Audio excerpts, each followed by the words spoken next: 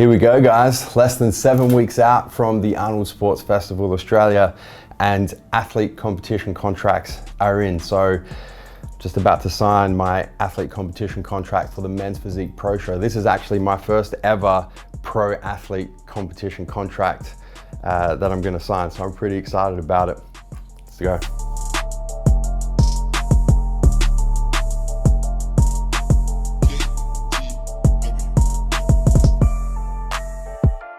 There we go, it's official, signed, sealed, delivered. We'll be on stage at the Men's Physique Pro Show at the Arnold Sports Festival Australia in less than 7 weeks.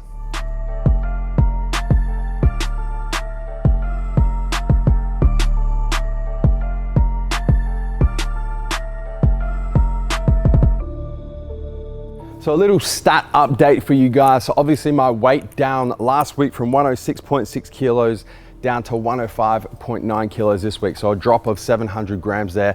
That's pretty good. The real story's told with my measurements though. So I'm not gonna go through and do them again for you this week. I've already done them. I'm just gonna tell you guys what they were. So last week you saw my arm measurement at 44.3 centimeters. It's actually gone up this week to 44.7 centimeters. So I'm not too sure what's happened there. Maybe a little bit of residual pump going on, but that's a great sign that I'm maintaining muscle mass. Speaking of maintaining muscle mass, my chest measurement last week, 126 centimeters. This week, 125.7. So a tiny little drop there, but also a good indicator that I'm maintaining that muscle mass. My calf measurement, 47.5 centimeters last week, down to 47.2 centimeters this week. And my quad measurement, 66.5 last week to 66.4 this week. So all of those measurements around those main muscle groups are indicating that I'm holding a lot of that muscle mass, which is fantastic. Obviously, as the body fat drops, I'm gonna lose a little bit because I'm carrying fat around those muscles, of course. But the more that those kind of stay consistent and we're not seeing big drops while the weight is dropping is a really good sign. The other measurements that are of particular importance are, of course, my waist measurement. Last week, you guys saw that 87 centimeters, huge drop this week to 84.9 centimeters. So that's a great indicator that I'm losing a lot of body fat, and that is where I hold a lot of body fat this deep into a prep as well. So that's fantastic to see. One of the things I didn't show you guys last week was actually my skin fold measurement. So I take a skin fold measurement every week, just below my belly button, on the right-hand side of my waist. Once again, that's where I hold my most stubborn body fat. So that's a really good measure of how much body fat I'm losing. Last week, it was 4.5 millimeters. This week, it's come down to 4 millimeters. So all of my stats, all of the indicators, all the measurements that I'm taking are heading in the right direction based on the strategy that I'm using for this prep. Speaking of strategy, let me talk you guys through it a little bit. So when it comes to prep strategy, I'm going to talk you guys through a few things that I consider when I'm planning my strategy for a particular prep.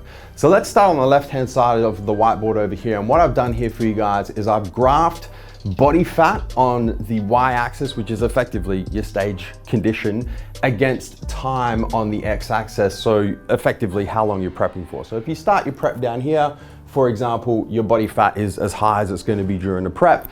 And then the goal of the prep is to get your body fat down to where it needs to be for you to be show ready by the time we reach show day. What a lot of competitors will do is they will plot as I plotted this, they will follow as I plotted this red line. So they're trying to get their body fat down as quickly as possible and effectively be pretty close to stage ready at, 6 weeks out, for example. It depends on the competitor. It might be 4 weeks out, 6 weeks out, 8 weeks out for some competitors. But the strategy usually is to get that body fat down really quick, usually by dropping calories really low, increasing cardio and caloric output really high to get the body fat off, and then hold that condition for the 4 weeks, the 6 weeks, the 8 weeks until the show day. So that's what a general prep for most competitors is gonna look like. The risks of doing that is the longer you're in stage condition and your body fat's really low, the higher the chances of muscle loss is the first risk.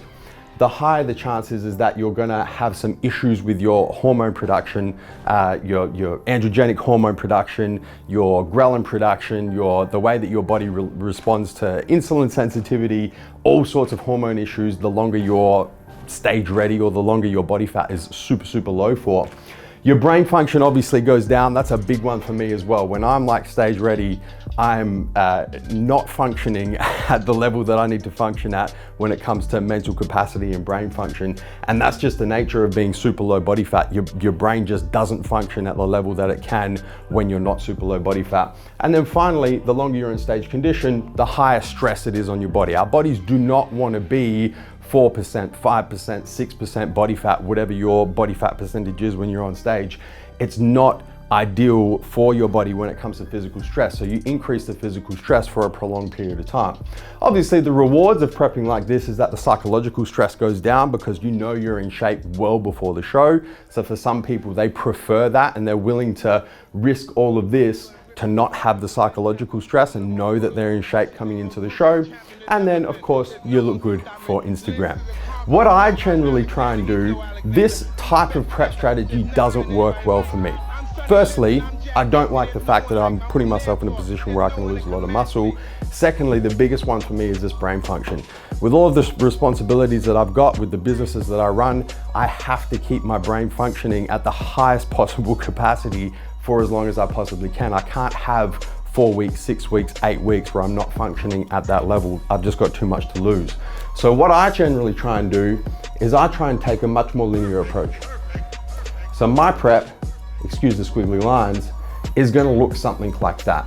I'm trying to get linear drops in body fat to the point where I'm show ready on the show day. Not earlier, not later, on the show day, I'm show ready. So the question then is, well, how do I achieve that? How do I implement that strategy and make sure that I'm using the tools that I have to make sure that I am gonna hit this show day and be in shape on show day? So there's a couple of things. Firstly, the tools that we have, obviously, we can reduce our caloric input, we can increase our caloric output. Reducing caloric input is obviously through your diet, decreasing the amount of calories you're consuming. Increasing your caloric output is through increasing the amount of cardio that you're doing, training at a higher intensity, using different supplements like fat burners, thermogenic, so on and so forth. Those are our tools. The data that we have in terms of being reactive and knowing when to utilize these different tools are of course the measurements, which I've started including in these episodes for you guys. So my weight measurement, my different body measurements, my body muscle group measurements, my skin fold measurements in particular, and of course, videos and photos. And if you've prepped before and you've got past prep videos and photos to go by, those are really good reference points to make sure that you're on track. If you were in shape and you used this particular strategy for the last show that you did, you know that if you follow that process and that procedure to be in shape again, you're gonna be on track. So what I generally do is I do my measurements, my check-ins, my video and photo check-ins once per week. I make sure that I'm tracking the way I need to track to make sure I'm gonna follow this particular prep strategy. And then I use that data and reactively adjust my caloric input and my caloric output to make sure that I'm on track. So when it comes to staying on track, this is personally the different data points that I use and how I'm currently tracking as well. So to give you guys real life examples. So the two main data points that I use in addition to photos and videos, these are just my measurements, is I use my waist measurement because I know what my waist measurement needs to be on stage. I'm not 100% sure what's gonna happen with my weight this time because I've had such a long off season. So that measurement is pretty much useless to me, but I know that my waist measurement on stage is around about 74 centimeters, so about 29 inches. I then also know that my skin fold measurement, which for me is a really good indicator of body fat because of where I take the skin fold just below my belly button, is 1.5 millimeters on stage. So where I'm currently tracking, my waist is 84.97 weeks out. So I know that I need to be losing approximately 2 centimeters per week off that waist measurement for the next 7 weeks so that I'm following this tracking. And when I get to show day, that waist measurement is gonna be 74 centimeters approximately, which is where it needs to be. So long as I'm losing 2 centimeters a week around my waist, I know that I'm tracking well. Skin fold, I'm currently 4 millimeters, 7 weeks out, so I need to be losing approximately 0.4 millimeters per week to make sure that I'm on track. So each week when I take my measurements and I take my photos and videos, these are the reference points that I use. If I'm not dropping 2 centimeters around my waist at this point of the prep and I'm not dropping 0.4 millimeters of skin fold, I know that I need to use these tools a combination of both or one or the other, to increase my caloric deficit so that I'm losing body fat faster. If I'm losing more than 2 centimeters around my waist, more than 0.4 millimeters of skin fold, I know that I'm losing too fast. So once again, I'll tweak these tools and perhaps slow the fat loss down, because I know that if I'm losing body fat too fast, I'm gonna start following this red line here, and then I'm gonna have to deal with these risks over here. So where am I currently at right now? So in episode 1, 11 weeks out, in terms of caloric input, so the calories I was consuming, 3,200 calories. At this point of the prep, 7 weeks out, I'm at 3,000 calories. So I've dropped my caloric input by 200 calories to make sure that I'm making these and staying on track. In terms of caloric output, 11 weeks out, episode 1, you guys saw I was doing 45 minutes, low intensity, steady state cardio 5 times a week. I've increased that a little bit. So now I'm doing 50 minutes, low intensity, steady state cardio 5 times a week. And I've also added some medium intensity, steady state cardio on the Stairmaster. So I'm doing 15 minutes of medium intensity, steady state cardio on the Stairmaster 3 times a week. That's where I'm currently at this stage of the prep.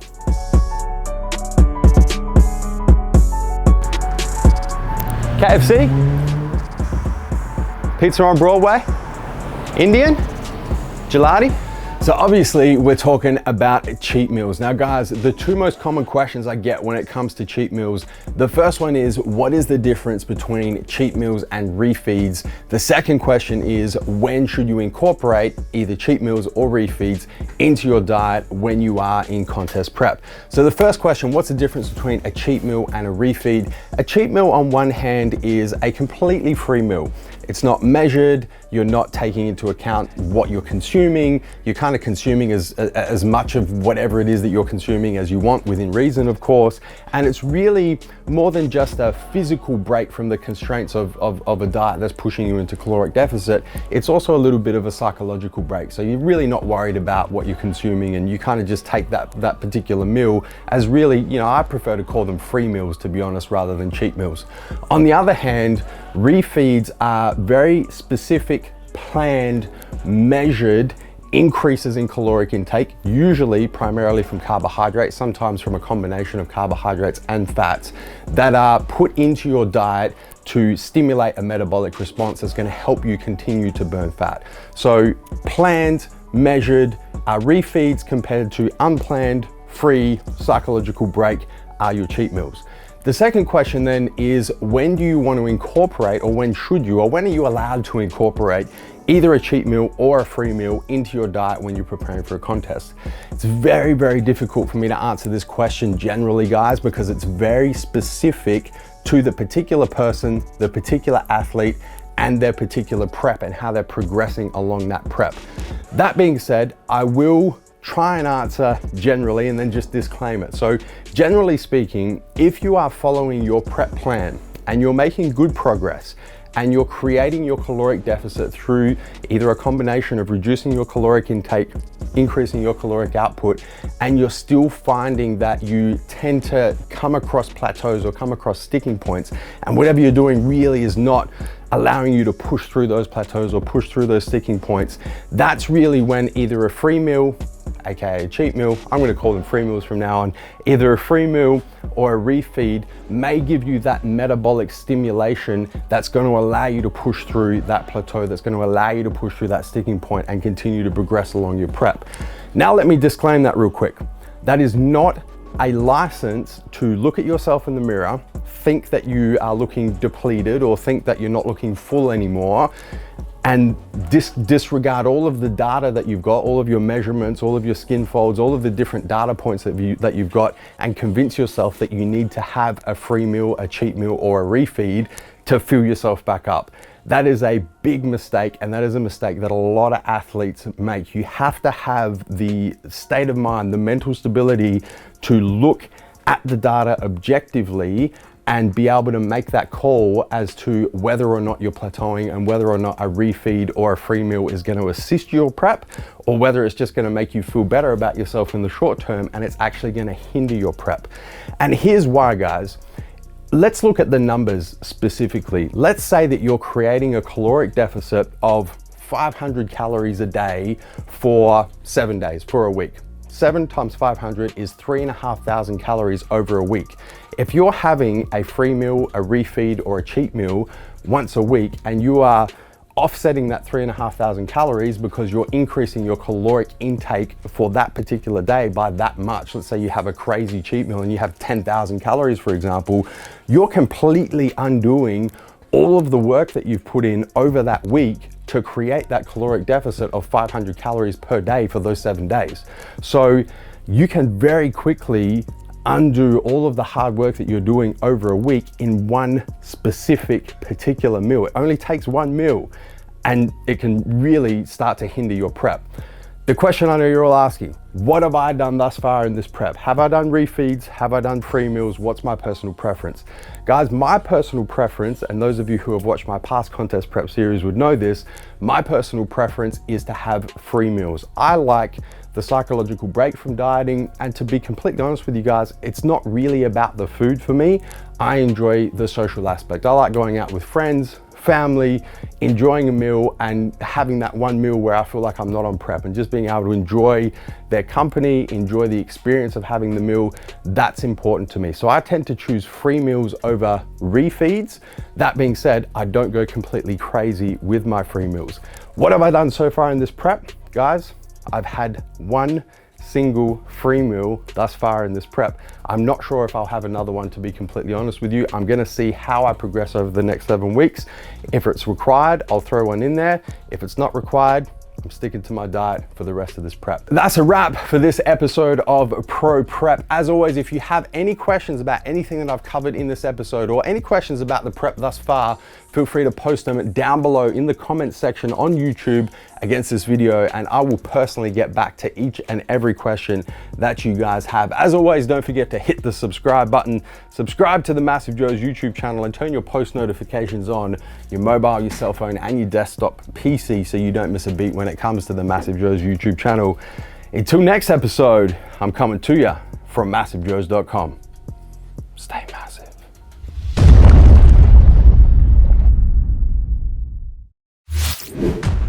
Thank you for tuning in to this video. We hope you enjoyed watching. Don't forget to check out our latest upload and our recommended video, and be sure to subscribe to the MassiveJoes YouTube channel to stay up to date with all of our latest uploads.